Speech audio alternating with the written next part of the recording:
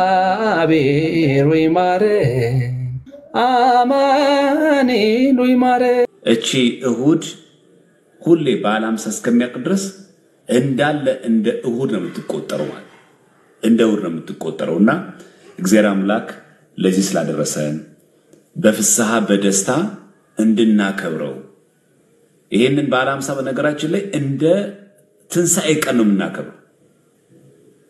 ለዛም እንደ አንዲት ዕለት የምናስበው ቀኑ 50 ቀን ይሁን እንጂ እኛ የምናስበው ግን አንድ የሆነች ትንሣኤ በዓል እናርገን የምናስበው እንጂ ያ ሁሉ ቀናቶች ያሉት አርገን አይደለም የምናስበው ማለት ነው።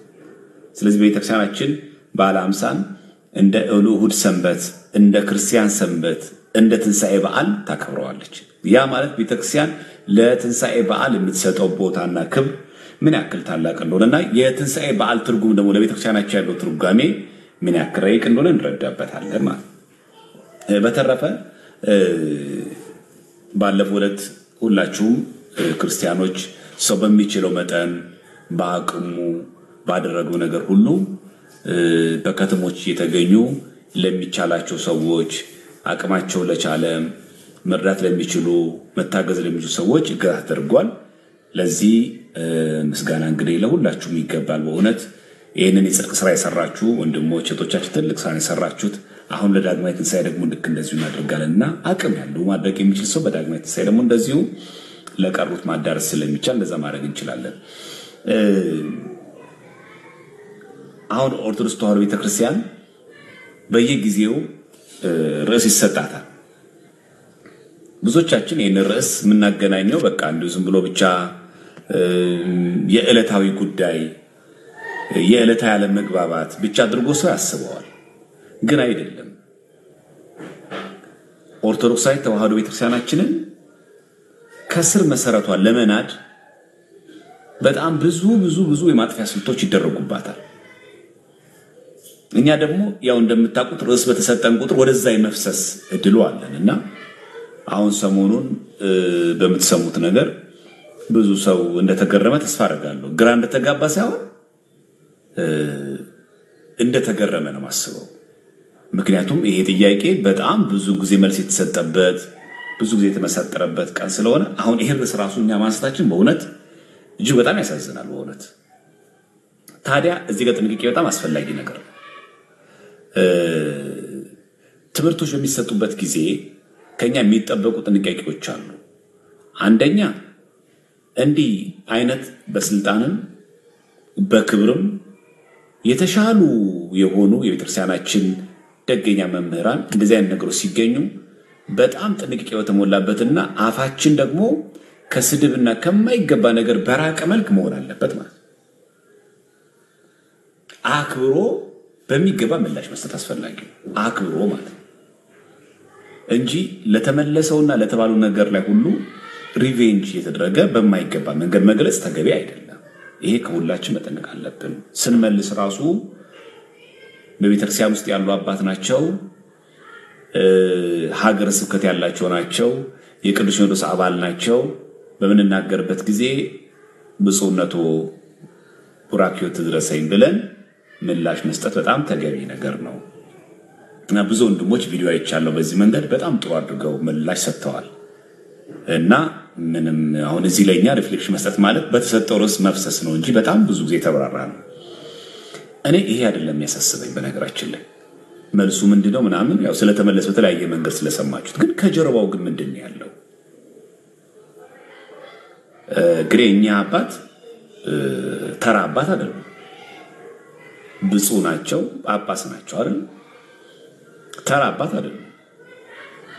እና በቅዱስ ሲኖዶስ አባል እስካል ድረስ ቅዱስ ሲኖዶስ በራሱ ስልጣን እስካላወገዘ ድረስ ስተት የሆኑ ትምህርቶች ስናገኝ ብፁዕነቱ ይሄንን ነገር እንዴት አይተውት ነው?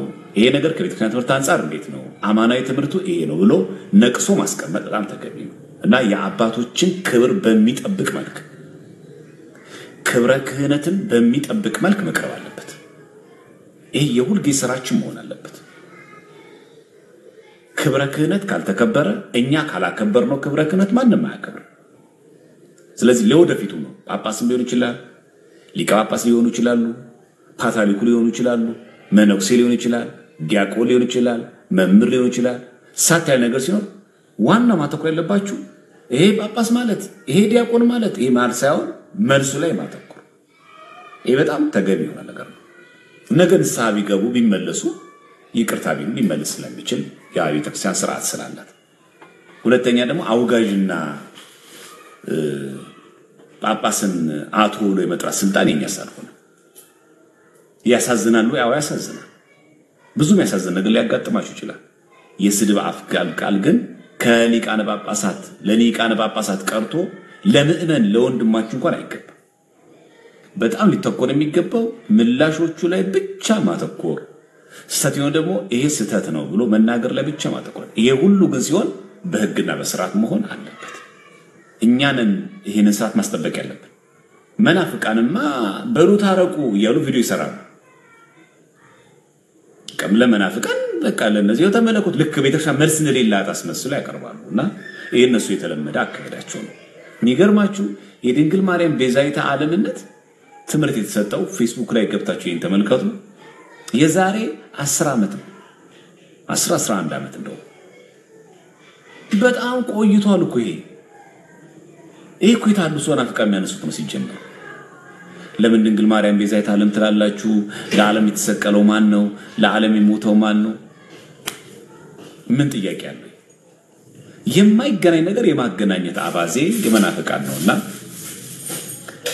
ይሄን ቃል ደግሞ አብራርቶ ጠቅሶ ደግሞ ማስረዳት ደግሞ ከአንድ መንፈሳዊ አባት በጣም የሚጠበቅ ነበር ይሄ ደግሞ ባለመሆኑ ነው ትንሽ የሚያሳዝነው እንጂ ለዓለም ተሰቅሎ የሞተው መድኃኔዓለም ኢየሱስ ክርስቶስ ነው ለዓለም አዳምን ተገብቶ የሰው ልጆችን ለማዳን በመልተ መስቀል የተሰቀለው ኢየሱስ ክርስቶስ ብቻ ነው ይሄ ሚያሻማው የለውም ይሄ ደባል የለውም ቤተክርስቲያን ይሄን የምትሰብከው እኛ ድንግል ማርያምን ቤዛይተ ዓለም ስንላት እንደ ካቶሊክ ኮሪዲመር ናት ብለን አይደለም ትምርታችን እንደዛ አይገልጽም ቤዛ የሚለው ቃል ግን ለምን ለፍጡር ተጠቀማችሁ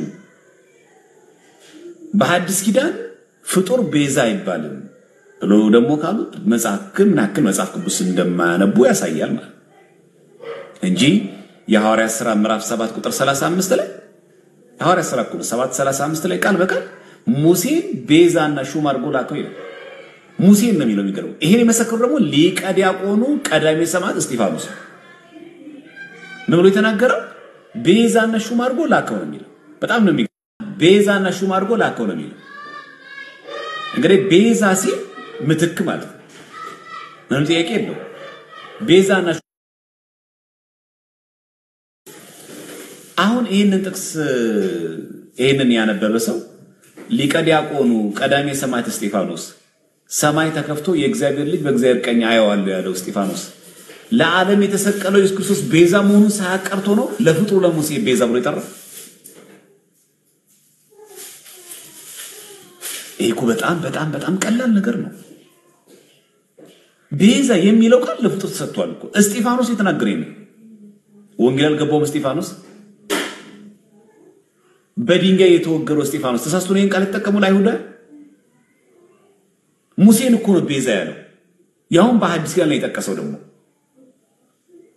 ሙሴ በብሉይ ኪዳን ዘመን የነበረ ሰው ሊቀ ነቢያት ሙሴ ግን እስጢፋኖስ ቤዛና ሹም አድርጎ ላከው ታዳጊ ለማለት ነው እስራኤልን ከግብጽ ባርነት የታደገ ነው በእግዚአብሔር ፈቃድ እስራኤላውያንን ከነዛ የግብጽ ባርነት ከ430 ዘመን ባርነት ነፃ ያወጣ ነው ለማለት እስጢፋኖስ ምን ብሎ ተናገረ ማን ነው ሊቀ ነቢያት ሙሴ ቤዛ አድርጎ ላከው ታዳጊ ማለት ነው እንጂ ለእስራኤል የተሰቀለው ሙሴ ነው ማለት ነው በዛ ላይ ደግሞ ሁላችንም የምናውቀው የቅዱስ ጳውሎስ ንግግር ደግሞ አለ እጅግ በጣም የሚደንቅ እኔ ለዓለም ከተሰቀልኩበት ዓለምም ለኔ ከተሰቀለበት ከጌታዬ ከኢየሱስ ክርስቶስ መስቀል በቀር ሌላ ትምክህት ከኔ ራቀ ልብ በሉ እኔ ለዓለም ከተሰቀልኩበት ነው ያለው ጳውሎስ አንተ ተሰቅሏል ቃል በቃል እኮ ነው የሚለኝ እኔ ለዓለም ከተሰቀልኩበት ይልና ዓለምም ለኔ ከተሰቀለበት ከጌታዬ ከኢየሱስ ክርስቶስ መስቀል በቀር ሌላ ትምክህት ከኔ ይራቅ። ይሄ ገላትያ 6:14 ላይ ለቃል ሙሴን ቤዛና ሹም አድርጎ ላከው የሚለው የሐዋርያት ሥራ ምዕራፍ 7 ቁጥር 35 ነው። ገላትያ 6 ደግሞ 14 ላይ ደግሞ ቃል በቃል እኔ ለዓለም የተሰቀልኩበት ይላል። ጳውሎስ መቼ ለዓለም የተሰቀለው ምን ለማለት ፈልጎ ብለን ይሄን አውድ እንመለከታለን። ይሄው ጳውሎስ ለዓለም የተሰቀልኩበት ብሏል። ስለዚህ ዓለም የተሰቀለው ክርስቶስ ብቻ ሳይሆን ጳውሎስም ነው ማለት ነው። ይሄ በጣም ሲሊ ነገር ነው በእውነቱ እና ብፁዕነታቸው ምን ሆነው ነው ያሰኛል። በዛ ላይ ደግሞ በእውነቱ የመጽሐፍ ቅዱስ መዝገበ ቃል ምንድን ነው ያሳተመው? አሁን ይሄ መጽሐፍ ቅዱስ መዝገበ ቃል ነው። አሁን ለፕሮቴስታንቶች ደግሞ ይመልስ ምሰጣው እናንተ ያዛችሁት እናንተ ያላችሁበት ማህበር ውስጥ የመጽሐፍ ቅዱስ ማህበር ያሳተመው ቤዛ የሚለውን ቃል ለክርስቶስ ብቻ የሚቀጽረው ነው የሚለው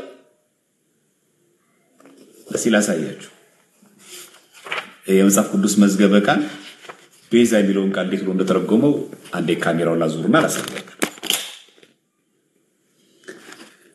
ከዛ ምን አይነት ትርጉም እንዳለው በቤተክርስቲያናችን በዚህ አጋጣሚ እግረ መንገዳችን ነው ያለው ማለት ነው። እሺ ተመልከቱት።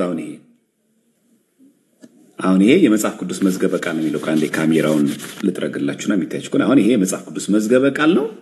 የኢትዮጵያ መጽሐፍ ቅዱስ ማህበር ያሳተመው ነው። እዚህ ጋር አርማው አለ። ስልክ ቁጥራቸው እዚህ ያለ የኢትዮጵያ መጽሐፍ ቅዱስ ማህበር ነው። ፖስታ ሳጥን ቁጥራቸው አለ። አዲስ አበባ ንግድ ባንክ የታተመ ነው። እዚህ ጋር ራሱ መቅድም ለመጀመሪያ ጊዜ እትሚልና እዚህ ጋር የኢትዮጵያ መጽሐፍ ቅዱስ ማህበር ይላል። ስንት ጊዜ እንደታተመ እዚህ ጋር አለላችሁ። 14ኛው እትም መቼ ነው? 2014 ዓ.ም።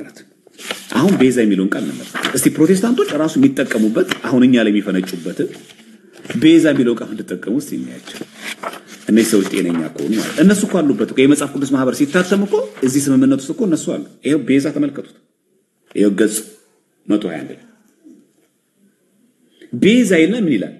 የተያዘን ወይም የተወሰደን ነገር ለማስመለስ የሚከፈል ዋጋ ካሳ ለውጥ። ይሄ እኮ አማርኛ ነው። ይቀጥላል። ገንዘብ የህይወት ቤዛ ነው ምሳሌ 13:8 እናም በመጽሐፍ ቅዱስ ገንዘብ የምን ተብሎ የህይወት ቤዛ መጽሐፍ ቅዱስ ይኸው ብሉይና ሐዲስ መጽሐፈ ምሳሌ ምዕራፍ 13 ቁጥር ስንት ላይ 8 ላይ እናም ምን እንደሚል መጽሐፈ ምሳሌ ነው። ይኸው ምዕራፍ 13 ይኸውና ቁጥር 8 ተመልከቱ። ቁጥር 8 ለሰው ነፍስ ቤዛው ሀብቱ ነው ደሃ ግን ተግሳጽን አይሰማም ይላል። ለሰው ነፍስ ቤዛው ሀብቱ ነው ማለት ሀብት ለሰው ልጅ ይሰቀላል ማለት ነው። ለሰው ነፍስ ቤዛ ሆኖ የሞተው ኢየሱስ ክርስቶስ አይደለም ሀብታችን የኛ ጥሪታችን ገንዘባችን ብራችን ነው ማለት ነው። ይሄ መጽሐፍ ቅዱስ ቃል 66 መጽሐፍ ቅዱስ ላይ የለም። መጽሐፈ ምሳሌ ይሄ 80 ያዱ ነው። ይሄ ቀላል አማርኛ ነው። ኦኬ ለሰው ነፍስ እኮ ነው። ለዛውም እኮ የሚገርም እኮ ነው። ነፍሱን ለወዳጁ ከሚሰጥ ከነፍሳት የበለጠ ከዚህ የበለጠ ፍቅር ለማንም የለም ብሎ የተናገረው ኢየሱስ ክርስቶስ እያለ የሰው ነፍስ ቤዛ ማን ነው? ቤዛው ማን ይላል? ሀብቱ ነው ይላል። ያ ማለት ሀብት ነው ለሰው ነፍስ ተሰቅሎ ሞት ያዳነው ማለት ነው። ቤዛ የሚለው ቃል መሰቀል መሞትን ብቻ የሚገልጽ ቃል ነው። በትንሹ ሰው እንዴት የመጽሐፍ ቅዱስ ማህበር ያሳተመን እንኳን ለምን አይመለከትም? የተያዘን ወይም የተወሰደን ነገር ለማስመለስ የሚከፈል ዋጋ ካሳ ለውጥ አይደል? ገንዘብ የህይወት ቤዛ ነው ይላል። ይሄው ምሳሌ 13:8 ላይ የእስራኤል ህዝብ መሬታቸውን ወይም ቤታቸውን ከሸጡ በኋላ ለመቤዠት ይችሉ ነበር። ዘሌዋውያን 25:24-30 ከዛ ይቀጥልና ኢየሱስ ለሚያምኑበት ሁሉ በሞቱ ቤዛ ሆነላቸው እንጂ ቤዛ የሚለው ቃል ኢየሱስ ክርስቶስ ብቻ ነው ይላል። እዚህ ጋር ማን ያሳተመው ይናው? አክቹአሊ እናንተ ያው ዶላ አገኘን ብላችሁ ነው። ይሄው የእናንተ ሊቃነ ጳጳስ እንዲህ የተናገረ ተመልከቱ። ሲጀመርኛ ሊቃነ ጳጳሳት የማይሳሳቱ ነው አንልም። እኛ ኢንፋሊብል ነው አንልም። እኛ ካቶሊክ አይደለም። ፓትሪካችን ፍጹም ናቸው። ከአንደበታቸው የሚወጣ ሁሉ ልቅም ያለ ነው። አንድ እንከን አይገኝበትም አንልም። የኛ ሲኖዶስ ውሳኔ ሁሉ ጊዜ ቀጥ ያለ ነው፣ እንከን አልባ ነው አንልም። ፋሊብል ነው። የማትሳሳተዋ ቅዱስ ቤተክርስቲያናችን ብቻ ናት። ፓትሪክ ይሳሳታል፣ ጳጳስ ይሳሳታል፣ መምህራን ይሳሳታሉ።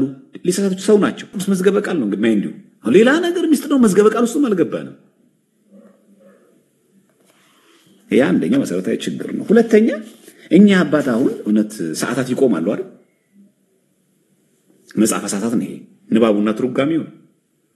እዚያው ሮዳስ ያሳተመው አለ መጽሐፈ ሰዓታት ትርጓሜው ላይ ራሱ ማለት እዚህ ትርጓሜው ላይ በጣም በሚገርማችሁ ሁኔታ አብራርቶት እዚህ ጋር ጽፎት እናገኛለን። ራሱ ሮዳስ ማለት ስለ ቤዛነት ትርጉም እዚህ ጋር እየጠቀሰ ማለት እስቲ ላሳያችሁ። እስቲ ከቤዛነት ትርጉም ውስጥ ዛሬ ነው ብዙዎቹ የፖስቱት አይቻለውና እንደው ለትምህርት ከሆነም ብዬ ከመጽሐፈ ሰዓታት ላይ ደግሞ እስቲ ላሳይ። ከዛ ምናልባት አንዳንድ ሰዎቻችን ምንማርበት ከሆነ ቆንጆ ነው ብዬ ነው። መጽሐፈ ሰዓታት ኩሎሙ ዘግዝትነ ማርያም ላይ እቺ ማለት ነው። ለማታውቁ ሰዎች እቺ መጽሐፈ ሰዓታት ኩሎሙ ዘግዝትነ ማርያም ገጽ 235 ላይ አለ። እኛ የፈለግናት እቺ ሁለት ምን ይላል አባ ጊዮርጊስ ዘጋስጫ ንትፌሳ ኩልነ በዝክረ ስምኪ ጠው ወደመ አስካልኪ ማዕድም ካለ በኋላ ቅድስት ማርያም ቤዛዊተ ኩሉ ዓለም ይላል። አባ ጊዮርጊስ ዘጋስጫ ተሳስቶ ነው ይሄን ብፁዕነቱ በእውነቱ ሰዓታት ሲቆሙ ይሄንን ቃል ዘለውት ነው የሚያልፉት ወይስ ይሉታል እርሶ ወይስ እርሶ ይሄንን ያርሙታል? ሰዓታት ሲቆም እንግዲህ ጳጳስም ሰዓታት ይቆማል፣ ቀሳውስትም ሰዓታት ይቆማሉ፣ መርጌቶችም ሰዓታት ይቆማሉ፣ ዲያቆናትም ሰዓታት ይቆማሉ፣ ምዕመናንም ሰዓታት እንቆማለን። በዚህ ሲባል ይሄንን ምን ብለው ነው የሚጠሩት እርሶ? ነትፌሳ ኩልነ በዝክረ ስምኪ ጠው ወደ ማስካለኪ ማዕድም ቅድስት ማርያም ቤዛዊተ ኩሉ ዓለም ይላል። ቤዛዊተ ኩሉ ዓለም ነው የሚለው። የዓለም ሁሉ ቤዛ ቅድስት ማርያም ሆይ በሚጣፍጥ የስም አጠራርሽና የሚያምር በሆነ በፍሬሽ ክርስቶስ ደም ሁላችን እንደሰታለን ይላል። ነትፌሳ ማለት ያ ነው። ትርጉሙ ይሄ ነው በአማርኛ በነገራችን ላይ የዓለም ሁሉ ቤዛ ቅድስት ማርያም ሆይ ነው የሚለው። ተሰቅላ ሞታለች አይደል? ግን እዚህ ጋር ቤዛዊተ ኩሉ ዓለም ማለት ድንግል ተሰቅላለች ማለት ነው። ልክ እዚህ ጋር እንዳየ ነው ማለት ነው። ለሰው ነፍስ ቤዛው ሀብቱ ነው ማለት ሀብተ ተሰቅሎ ሞታው ይላል እዚህ ጋር። የሚገርመው ይሄንን ካለ በኋላ ህዝቡ ምን ነው የሚመልሰው? ይሄንን ለዚህ የሚመልሰው ማለት ይበል ህዝብ ይላል። ይህ ማለት እሱ ቅድስት ቅድስት ቅድስት ማርያም ቤዛዊተ ኩሉ ዓለም። ተቀባዩ ራሱ ይሄንን ቃል ይደግመዋል። የሚገርማችሁ ቅድስት ቅድስት ቅድስት ማርያም ቤዛዊተ ኩሉ ዓለም ነው የሚለው። ከዛ እዚህ ጋር መምህር ሮዳስ በደንብ አድርገው ቤዛ ቃሉ የግዕዝ ቃል ሲሆን የቋንቋው ሊቅ የሆኑት አለቀ ኪዳነ ወልድ ክፍሌ በመዝገበ ቃላቸው በገጽ 266 ላይ እንደተጠቀሱት በጣም ብዙ ፍቺ ያሉት ሲሆን ቤዛ ማለት በቁሙ ዋጋ፣ ካሳ፣ ለውጥ፣ ምትክ፣ ለውጥ፣ አላፊ፣ ዋቢ፣ ዋስ፣ መድን፣ ተያዥ፣ ጫማ ራሱ ጥላ፣ ጋሻ የመሳሰሉ ሁሉ እንደ መጽሐፍ ቅዱስ አገላለጽ ይህ ዘርፈ ብዙ ትርጉም ያለው ቃል ለልዑል እግዚአብሔርም ለፍጡራንም ተሰጥቶ እናገኘዋለን። ለማን ይሰጣል? ለጫማ ዋስ ለሚሆን ለታዥ ተያዥ ለጫማ እኮ አለ ቤዛ። በእውነቱ ብፁዕነቱ ይሄ ቃል ጠፍቶት ነው ወይስ የፍኖተ ጽድቅ ያሉት ሰዎች ለማስደሰት ነው? ይገባሉ ይሄን ነገስ መናገር በእውነቱ። በመሆኑም ይህ ቃል ሊቁ ለቅድስት ድንግል ማርያም ሲጠቀም ይላል በምልጃዋ በዓለም የተመሰሉ ሰዎችን ከልጇ አማልዳ ገነት እንዲገቡ የምታደርግናትና ዋስ የሚለውን ፍቺ ነው። ይሄው ትርጉሙ ምን ማለታችሁ ነው? ቤዛዊተ ዓለም ከተባልንኛ ማለት ድንግል ማርያም በምልጃዋ በዓለም የተመሰሉ ሰዎችን ከልጇ አማልዳ ከማን ነው? ከልጇ ከኢየሱስ ክርስቶስ አማልዳ ማለት እሱ አማላጅ፣ ልጇስ ተማላጅ ፈራጅ ነው። ከልጇ አማልዳ ገነት እንዲገቡ የምታደርግናትና ዋስ የሚለው ፍቺ ነው ቤዛዊተ ዓለም ስንል። ምክንያቱም ቤዛ የሚለው ቃል ይሄ ሁሉ ቃል ፍቺ አለውና ዋጋ፣ ካሳ፣ ለውጥ፣ ምትክ፣ ለውጥ፣ አላፊ፣ ዋቢ፣ ዋስ፣ መድን፣ ተያዥ፣ ጫማ፣ ጥላ፣ ጋሻ ማለት። ስለዚህ ይሄን ያየን ነው በነገራችን ላይ ግብጽ ራሱ ቤዛ ተብላ የለ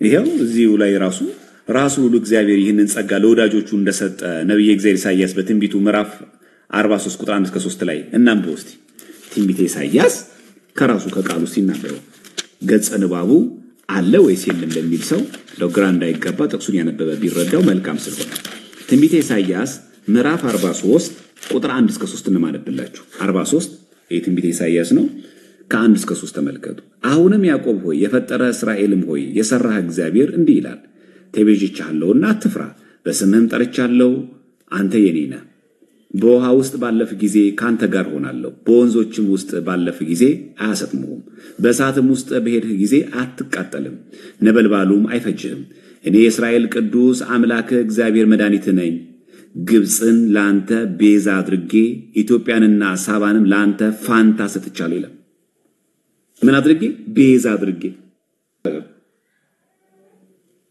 ቤዛ ተደርጋ ተሰጣለች ምንም ጥያቄ የለውም እና ይሄንን መጽሐፍ ያነበበ ሰው በጣም ብዙ መልስ ይሄ ሁለተኛው ማብራሪያ ስለዚህ አንድ አባት መጽሐፈ ሰዓታት ላይ አባ ጊዮርጊስ ዘጋስጫ እዚህ ጋር ንትፌሳኩል በዝክረ ስምቄቶ ወደ ማስካሊኪ ማዕድም ቅድስት ማርያም ቤዛዊተ ኩሉ ዓለም የሚለው ምን ያረጉታል ምእመናን ስንቀበል ቅድስት ማርያም ቤዛዊተ ኩሉ ዓለም ስነ እንተወይን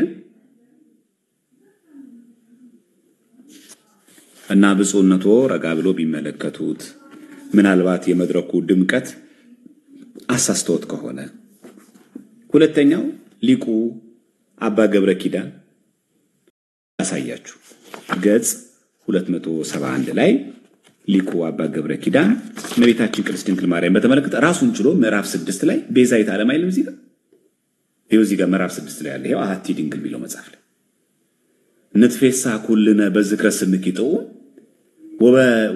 ወበደ ማስካሊኪ ማዕድም ቅድስት ማርያም ቤዛዊተ ኩሉ ዓለም ይላል የቀድሞ ጥቅስ ማለት ነው ያነበብነው ቤዛ ማለት ምን ማለት ነው ለሰቸው ያብራራሉ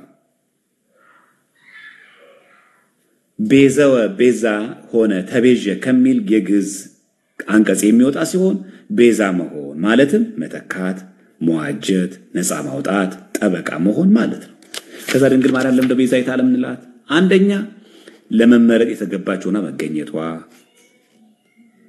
ይሄው መጽሐፍ ላይ አለላችሁ አሐቲ ድንግል ላይ አለ እየተብራራን ሄዶ ብዙ አብራርተውታል አባ ገብረ ኪዳን እዚህ ጋር መመረጥን ማጽናት ንጽህናውን ጠብቃ መውራቱ ትህትና ሃይማኖት ተገኝቶባታል እመቤታችን መታዘዝ ያቺ ቀዳማይቷ ሔዋን አልታዘዘችም ለእግዚአብሔር ትእዛዝ እጸበለስን በልታ ባሏን ማብለታ ገነት ወጣለች እመቤታችን ግን ይሁንልኝ ብላ ታዛለች እነሆኝ የጌታ ባሪያው ብላ ታዛለች መቅደስ ዘበአማን እመቤታችን ቤዛዊተ ዓለም ላት 6ኛው 7ኛው ምክንያት እውነተኛው መቅደስ ስለሆነች መቅደስ ዘበአማን አማን ማለት እውነት ማለት እውነተኛ እግዚአብሔር ቤተ መቅደስ ናት ቤዛ የተባለችበት ምክንያት 8ኛ ትምክህተ ኩሎን አንስት የሴቶች ሁሉ የሰው ልጆች ሁሉ ትምክህት ናት ሙዳየ ፈውስ ናት የፈውስ ሙዳይ ናት እመቤታችን ለምን ቤዛዊተ ዓለም እንደሆነ አይታችኋል እዚህ ጋር ብፁዕነቶ ይሄንን መጽሐፍስ እንዴት ያዩታል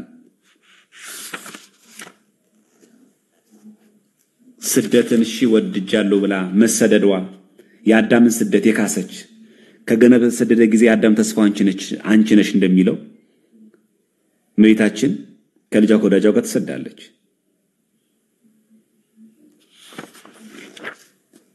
11ኛ ምክንያት ንግስተ ምህረት አማናዊት አስቴር ናት እመቤታችን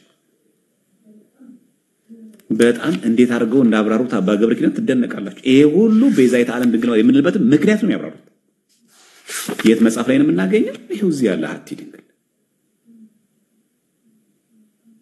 አሁን ከዚህ ማለት መቀጠል ያስፈልጋል በእውነቱ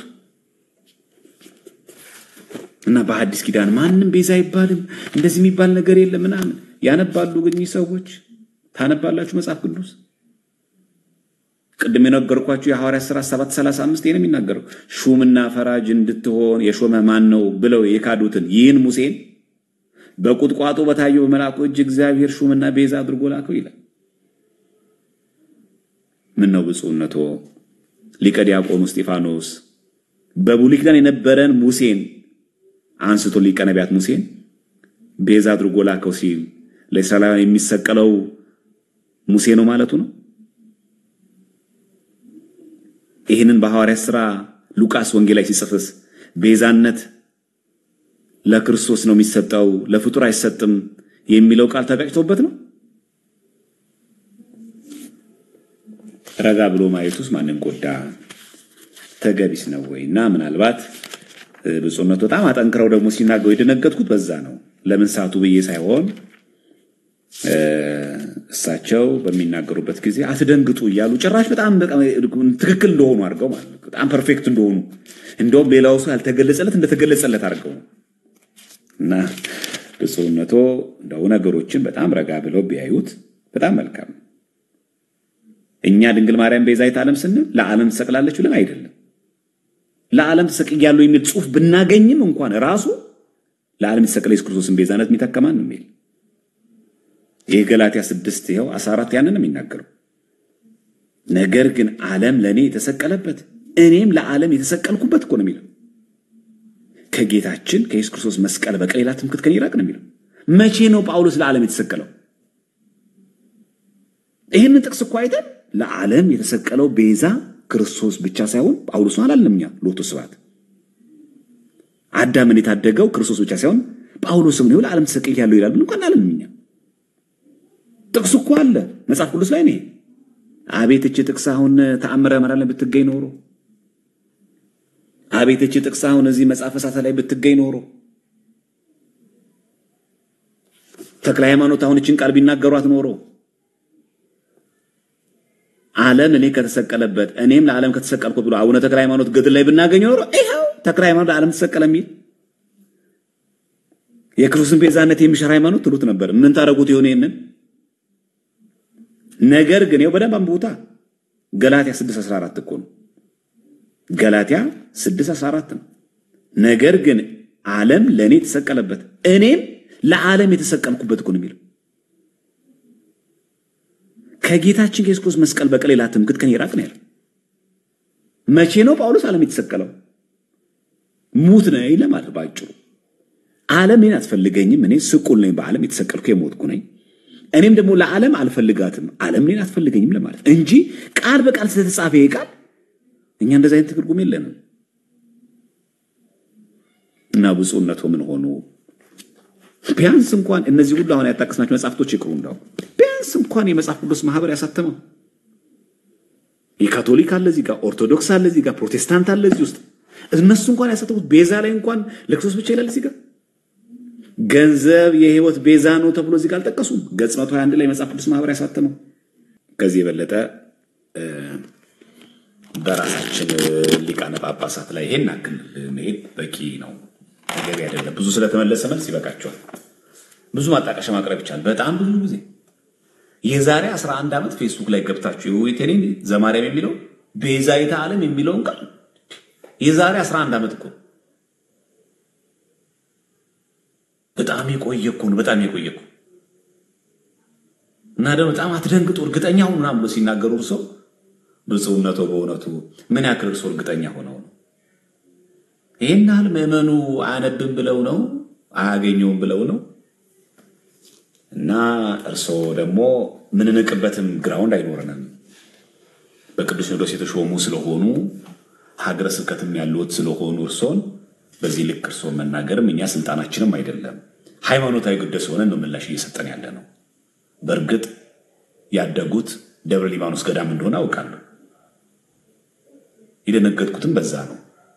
ደብረ ሊባኖስን በሚያክል ገዳም ውስጥ ያደገ ሊቃነ ጳጳስ፣ እዛ ያደገ መነኩሴ፣ እዛ የመነኮሰ ሊቀ ጳጳስ ደብረ ሊባኖስ ገዳም የሚሰጠውን ትምህርት ምናውቀው ነው። ስንት ሊቀ ሊቃውንቶችን እንዳፈራ እናውቃለን። ደብረ ሊባኖስ ገዳም ይሄ እኮ ተራ የሰንበት ተማሪ መልሰው መልስ እኮ ነው። ከባድ ነገር ሃይማኖት ሚስጥር እንኳን ቢስቱ እንዳው በቃ ጽነት ነው ኮልታፋነት ነው ይባላልና ሰው አጽንኦት ሰጥቶ ደግሞ አንድ ሰው እንዳው እርግጠኛ ሆኜ ነው መነግራችሁ ሲሉ ትንሽ ያው እንትን ያረጋል። ምናልባት ዳህጸ ልሳን ከሆነ አባት ነውትና ለማለት የፈለጉት ተሳስተን ተርጉሞ ነው ከሆነ በሚቀጥለው ጊዜ በሀገረ ስብከቱ የሚስተምሩት ትምህርት ምላሽ ይሰጡበት መልካም ይመስለኛል። ብፁዕነቱ እዛ ጋር ምን ሌላ ተቃውሞ ስለሌለ ማለት ነው። ለዓለም የተሰቀለ ለዓለም የሞተ ኢየሱስ ክርስቶስ ነው፣ ምንም ጥያቄ የለውም። እሱ ብቻ ነው ትክክል። ድንግል ማርያምን ግን ቤዛይተ ዓለም የምንላት እንደ ክርስቶስ ተሰቅላ ሞታለች ብለን ግን አይደለም። እርሱም እንደዚህ እንደማያስቡ እርግጠኛ ነኝ። እና ሰዓታት ላይ ያለ ቃል መጽሐፈ ሰዓታት ላይ ያለ እና የመጽሐፍ ቅዱስ መዝገበ ቃል እንኳን ያሳተመው ላይ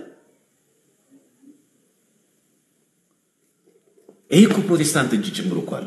ይሄ እኮ ካቶሊክ እጅ ላይ እኮ አለ። በመጽሐፍ ቅዱስ እናምናለን የሚሉ ሰው ላይ እኮ እጅ አለ። የመጽሐፍ ቅዱስ ማህበር እኮ የኢትዮጵያ ኦርቶዶክስ ተዋሕዶ ቤተክርስቲያን ብቻ እኮ አይደለም አባል ናት እንጂ የኢትዮጵያ መጽሐፍ ቅዱስ የኢትዮጵያ ኦርቶዶክስ ተዋሕዶ ቤተክርስቲያን ያሳተመች እኮ አይደለም፣ የመጽሐፍ ቅዱስ ማህበር ነው ያሳተመው። እዛ ላይ እኮ ቤዛ የሚለው ትርጉም እኮ ማየት ነው በጣም በቀላሉ ውስብስብም አይደለም። እና ለዓለም ተሰቅሎ በሞት ደረጃ ኢየሱስ ክርስቶስን የሚተካ አይደለም። እኛ እንዲህ ብለንም አናውቅም። ምን ብለው ነው ቤተክርስቲያናችን ትምህርት የምትሰጠው? እዚህ ላችኋል። ትምህርቷ ራሱ ዓርብ ስቅለት ቀን እንደምንለው ኦ ዘጥዕመ ሞተ በስጋ ሞተ እኮ ቤተክርስቲያን በስጋ ምን አለ ሞተ፣ ምን ሞትን ቀመሰ።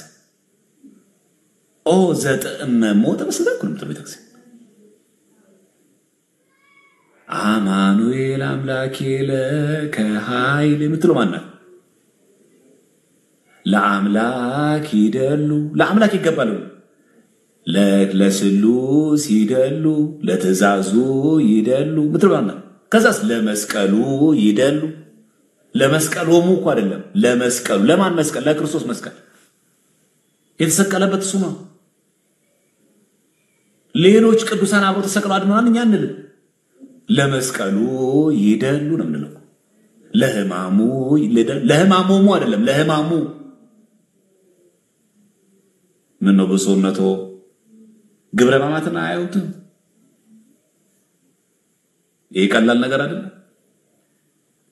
ቅዳሴ ዮሐንስ አፈወርቅ እርሶ አልቀደሱ በሰውነቱ እለታፈቅርዎ ብክይዎ የሚለውን አላነበቡትም? እርሶ የምትወዱ ሰዎች አልቅሱለት ማንን ነው?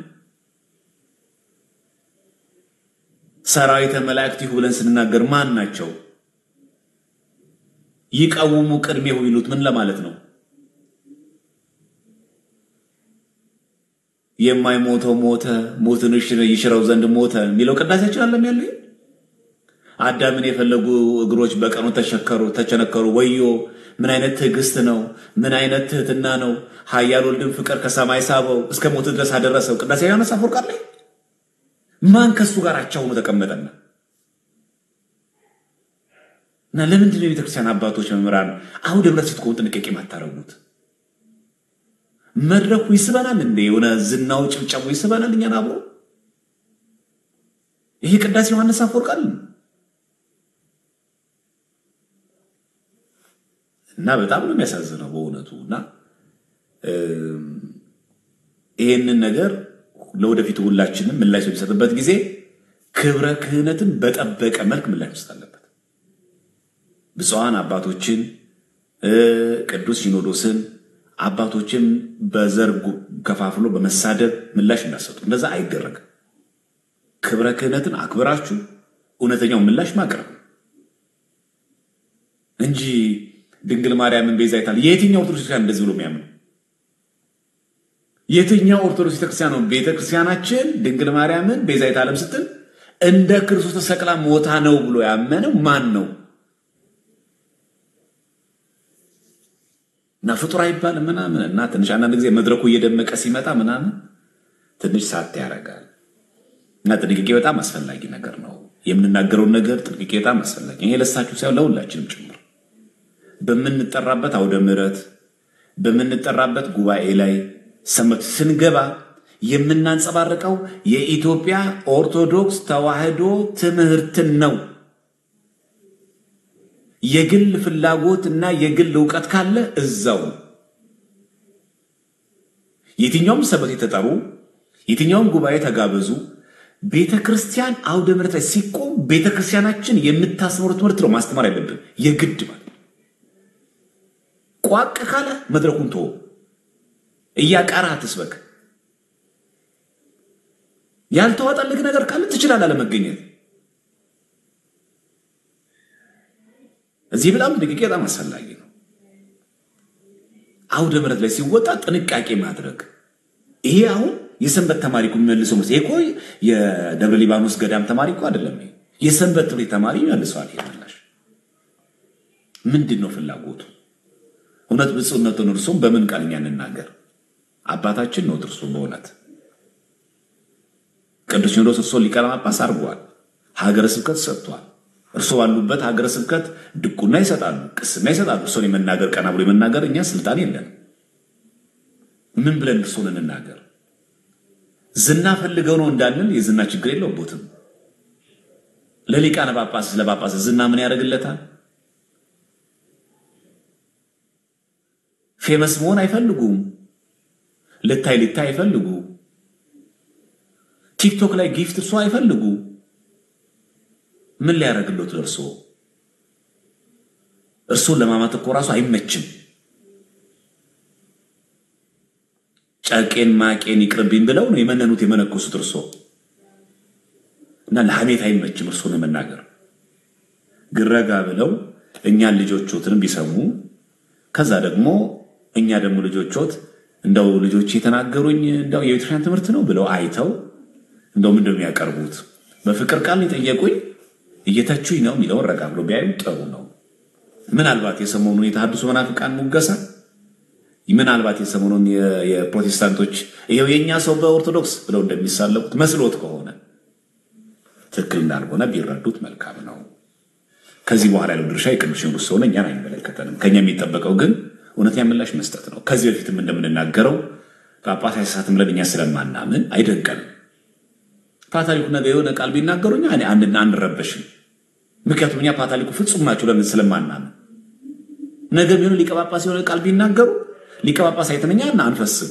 ለምን ሊቃነ ጳጳሳት ፍጹማን ናቸው ለምን ስለማናምን ስለዚህ ለኛ አዲስ ነገር አይደለም ለማለት ፈልጌ በዚህ ተነጋገሩ ማይገባ አሁን በጣም በሰሞኑን እንደዚህ በጣም በማህበራዊ ሚዲያ ሲሸረሸረኝ ሲሰጡን አንፍሰስ አብረን እባካችሁ እሱ እንደዚህ አታርጉት በቃ የሆነ ርዕስ በሚሰጥበት ጊዜ አብሮ ዝም ብሎ ተስተገቢ አይደለም በቃ ይሄ በጣም ሲሪ ነገር ነው ርዕስ መስጠትም አይገባም ነበርኛ ሌላ ትምህርት ነው መማር ያለብን ስለትን ሳይሆን መነጋገር ያለብን እውነት ነው ለዓለም ተሰቅሎ የሞተው ብቸኛው ቤዛ ኢየሱስ ክርስቶስ ነው የትኛውም ቅዱስ የትኛውም ሰማዕት የትኛውም ጻድቅ እንደ ክርስቶስ ተሰቅሎ ሞቶ አዳምን ከሲኦል አውጥቶ ወደ ገነት የመለሰ ማንም የለም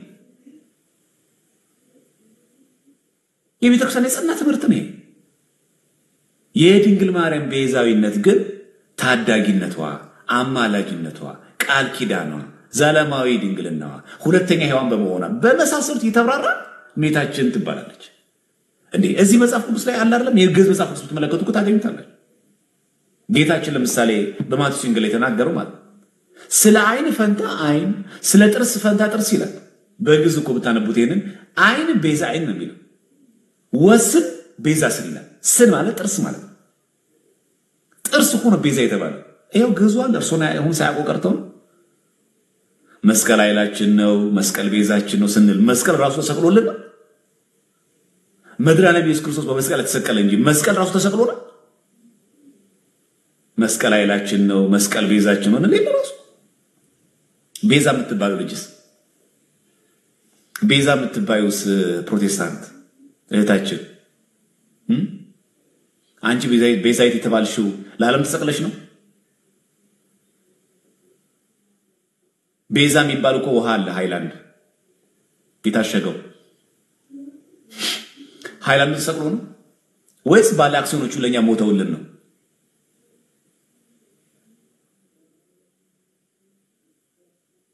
እና ትንሽ ረጋ ብሎ ማሰብ ተገቢ ነው እንጂ ቤዛ የምትባል ልጅ አለ ቤዛ የሚባል ሃይላንድ ውሃ ምንድነው በጣም ኮንስተንታራ ነገር ነው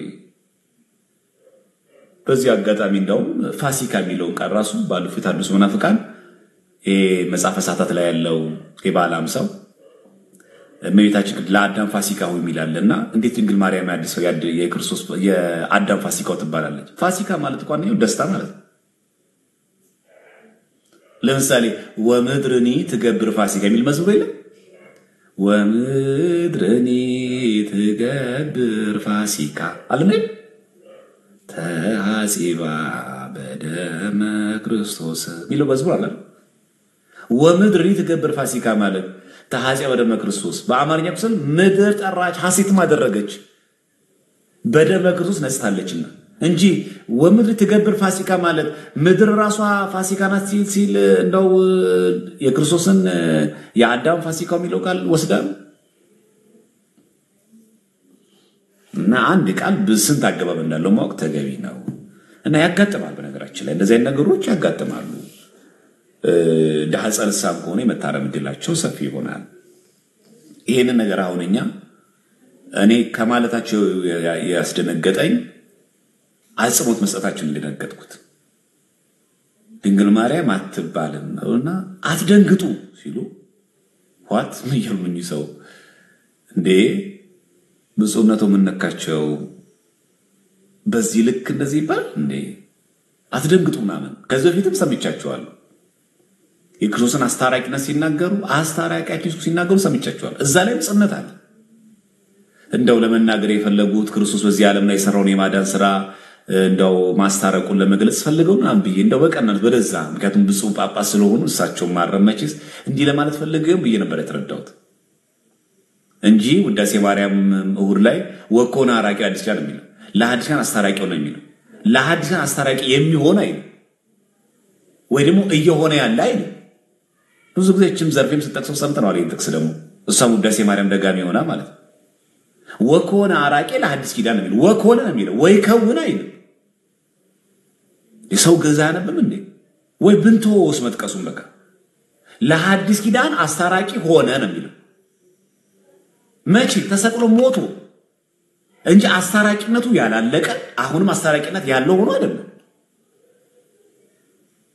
ኃጢአት ስንሰራ በደል ስንሰራ ክፋት ስንሰራ ንስሐ ገብተን በስጋው ደሙ ይታረቀናል። ማ ኢየሱስ ክርስቶስ በክርስቶስ ስጋና ደም አብም ይታረቀናል፣ መንፈስ ቅዱስም ይታረቀናል፣ ስሉስ ቅዱስ ይታረቁናል። ባጭው መታረቂያችን ነው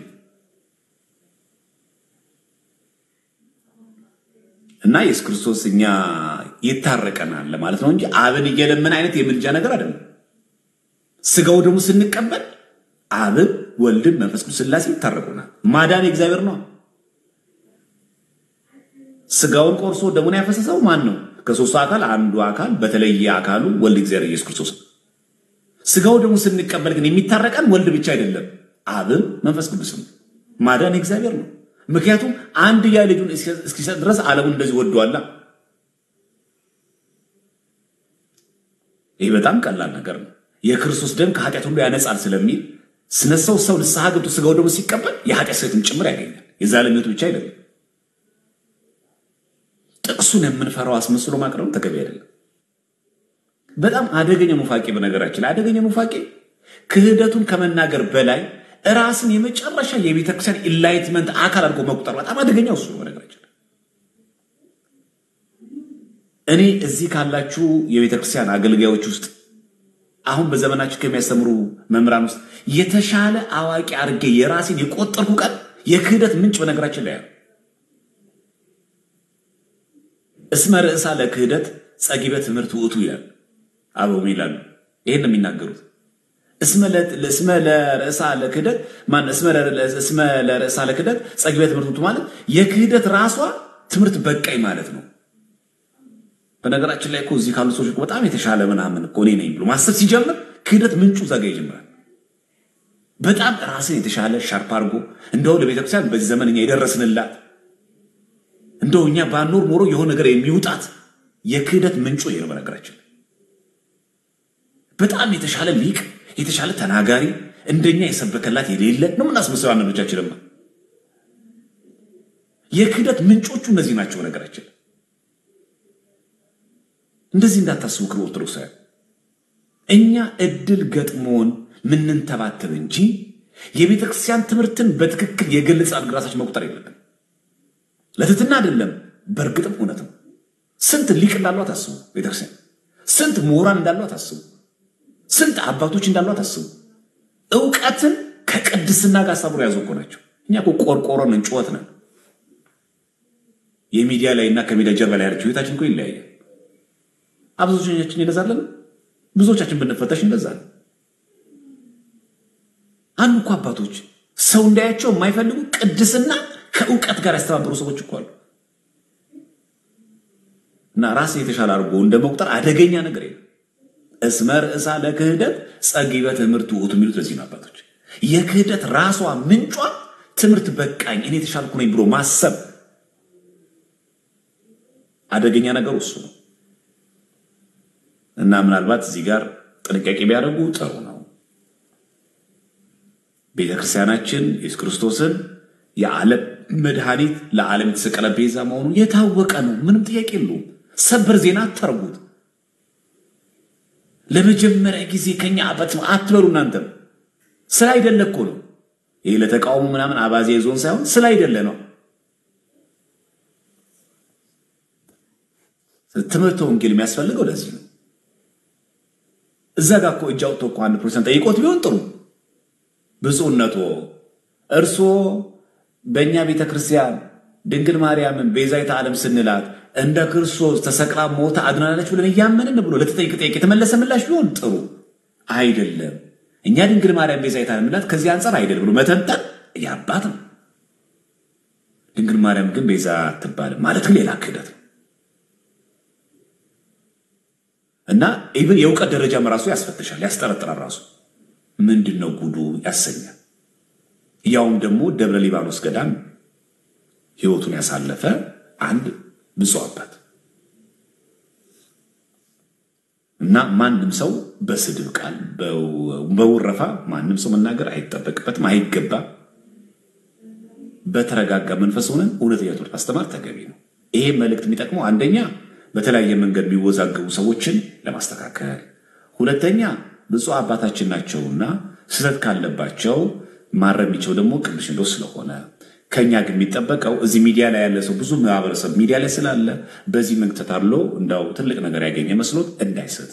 ምክንያቱም አስኬማ አድርገው ጳጳስ ሆነው ስለሰበኩ ስላስተማሩ እንደ ፍጹም አባት አድርጎ ራሱን እንዳይሰጥ ለመጠበቅ ያክል ነው።